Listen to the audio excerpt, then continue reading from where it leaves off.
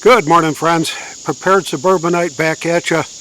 Well, it does appear that they did conduct the hearing on the FBI raid at Donald Trump's home in Florida during the day yesterday. I think it started about 1 or 1:15 or so yesterday afternoon. There were no live cameras allowed in the courtroom, so all we were getting was just from the reporters that were there and getting the scoop. And it appears that the magistrate judge has allowed the FBI to release portions of the affidavit. And I say portions of it. What I think he's done is taken the hen house and turned it over to the foxes and said, well, if there's anything left, you let me know. And he gave them a week to clear out the the chicken coop. Anyway, so we'll see how that turns out. I got a little bit more detail on coming up there, and I've got kind of a prepper lesson that I'd like to share with you right after the intro.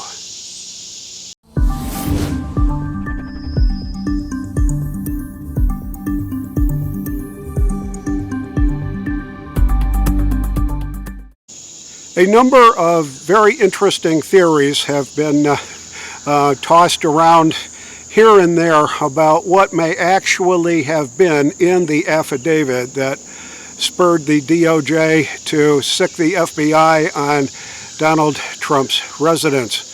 One of those theories, which may or may not be true, I have no idea what we'll find when they do release the redacted by the FBI affidavit, so we'll have to see. But one of the theories that I found that was quite interesting is that the data that they were looking for, the documents that they were looking for, would have provided Donald Trump an exoneration from any of the Russian collusion nonsense that went on before. I'm sure you can all remember that he was accused of being Putin's puppet, that Putin and the Russians were funding his campaign and doing all kinds of wonderful things to get him elected and all that. That Donald Trump may have been savvy enough to have rounded up all the exonerating details and documents that would vindicate him from that kind of spurious accusations that have been floating around now for 5.5, almost 6 years. It's really kind of an interesting theory that would be going on. And there may be other things related to Donald Trump's accusations of voter fraud during the 2020 election, things that were done unfairly, and that there may be documents in there that could actually prove his case. And that's why the FBI and the DOJ don't want that information released to the public. What seems to be going on right now is that the magistrate judge has asked and given a week and asked the FBI to go through the affidavit itself and redact that information that they would consider damaging evidence or anything that would hurt the criminal investigation, or data that would protect the innocent, the folks that may have provided testimony to the judge through the affidavit. So we'll just have to wait and see. It'll be another week or so before this goes on, and then there would possibly be some appeals to certain things that are blacked out, redacted from the affidavit. So it could go back and forth for 2 weeks, 3 weeks, 4 weeks, or whatever, and then all of a sudden, now we're right at the end of September, and we've got maybe 6 weeks to go before the election, and God knows what kind of legal wrangling can be going on to keep the public in a state of unawareness about what the truth really is. And the difference between news and truth is truly quite a wide gap. So be that as it may, I wanted to take some time and kind of review a prepper lesson that I learned a while ago. And I got to reposition some cameras, so I'll be right back. So here's the lesson. I picked up this lawnmower, lawn tractor, back in the early part, in the springtime, I think, of 2014. Up until that point in time, my wife and I were both still working full-time.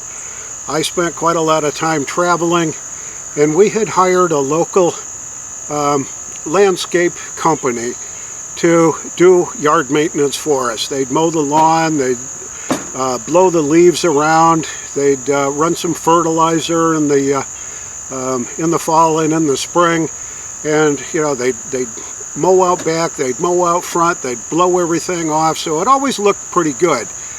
And this company had been in business in this neighborhood for a number of years, 10 or 15, maybe even 20 years. And the fellow that owned it decided that he wanted to take a break from the business, so he sold it to a fella that I think actually worked for him right at the tail end of his ownership there. And we were paying, I think it was $85 a month, and what they would provide for the $85 a month was a weekly mowing if it needed it. So obviously they didn't mow in January, but they'd blow off the driveway, they'd take care of the leaves, do all that kind of stuff. So it was basically a weekly visit to do whatever needed to be done in the yard for $85 a month. And they'd send out a monthly bill, and we'd pay the monthly bill. Everything was going fine. And then in the early part of 2014, this fella decided to sell his business. And the fellow that bought it, I think was part of his crew, may have been a senior guy that was you know, scheduling jobs and all that, and knew a little bit about the business, a little bit about the customers and all that, and he took over the business. And we got a letter from him or an email or something that says, hey Kate, here's what's going to happen. Nothing's really going to change. We're going to be looking at rate structures and timing and making sure that our crews are as efficient as they can be, and all that kind of stuff that you'd expect during a transition. Well, maybe a month into that, he sent us an email and said, okay, well, here's what we've done. We've restructured our fees, and it's going to be for you and your yard, it's going to be $125 a month. And what we'll do is mow the lawn, blow the leaves, apply fertilizer twice a year. And my wife looked at me with this thing in her hand, this email, and going, that's a huge increase. That's crazy. By then, we were retired and had time on our hands. And I said, well, you know, we've been buying the landscape and lawn mowing service for a number of years while we were both working, because there just never was enough time to get everything done on 2-day weekends and stuff like that. So I started shopping around, and we went to a big box store at Lowe's, which is right close by, and I picked up this Troy-built pony. It's a, 15.5 horse, 500cc Briggs & Stratton engine in this 42-inch mower pan riding lawnmower. And I picked it up for $750. And it came with, they threw in a $100 little tow-behind trailer, a little two-wheel thing. I think it's 10 cubic feet or something. But that kind of came in handy. But it was it was worth pretty close to $100. So when you got the whole package together, $750 plus the sales tax here in North Carolina. And so you divide that $750, call it $800 with the sales tax. You divide that into $125 a month for somebody to come in and mow and blow your lawn. This thing paid for itself very, very quickly. It's now 2022. I've had it for 8 years, and I simply change the oil in this thing twice a year. I've put, I think, 2 previous batteries in there. The original battery was a Jim Dandy one. It lasted for 5 years before it finally died off. And I picked up another battery at a big box store, and I think that one was from Home Depot, and put that in. That lasted for 1.5 years and just absolutely quit. So not very good. So I went to a place called Batteries and Bulbs, or Bulbs and Batteries, and took the old battery back, picked up a good battery designed just for these kinds of machines, and plugged that in. Everything's just been fine. Starts right up first time every time, and very little maintenance that goes along with it. Changing the oil is kind of a pain in the butt because of where they've got the screw knob to take out for the oil plug, and you know, that's but beyond that, twice a year oil changes.